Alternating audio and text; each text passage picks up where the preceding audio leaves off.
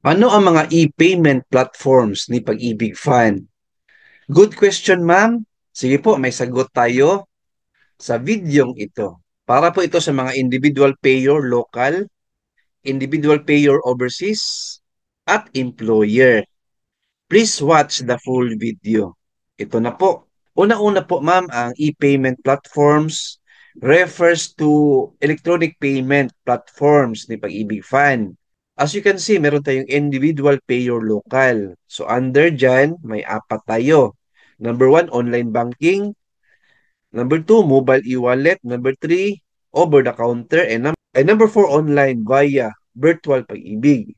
So under sa online banking, pwede tayo magbayad ng contribution tsaka loan, short-term loan tsaka Pag-ibig, housing, sa AUB, InstaPay, AUB Online Banking at BPI eGov by EasyPay.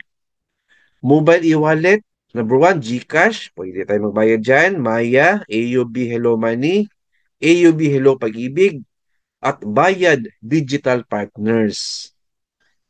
Sa over-the-counter naman, pwede tayo magbayad sa bangko like Metrobank, Landbank, AUB, pwede rin sa SM, pwede rin sa Bayad Branches, M. Lulier Branches, EasyPay Partners. And online via virtual Pag-ibig. Pwede natin gamitin ang debit at or credit card, Visa, Mastercard, and JCB. Pwede rin sa Maya e-wallet, GCash e-wallet, at QRPH. Sa mga overseas natin na mga kababayan, individual payer ng overseas, pwede tayong magbayad over the counter or digital sa mga bangko like PNB, AUB. Pwede rin sa iRemit tsaka Ventaha.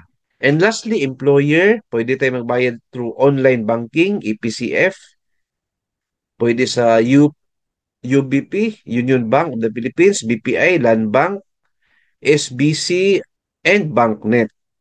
Pwede rin over the counter or ESRS sa Bayad or AUB. And lastly, mobile apps, ESRS, GCash by Bayad, AUB Hello Money, and AUB Hello Pag-ibig. Sa mga e-payment platforms na yan, pwede na po tayo magbayad. 2 thumbs up Pag-ibig Fan. Okay, keep watching my YouTube channel. Lahat ng mga concern, question about Pag-ibig, SSS and GSS, gawa natin ng video po yan. Alright? Please like, share this video, and subscribe my YouTube channel. Thank you, God bless, and 2 thumbs up.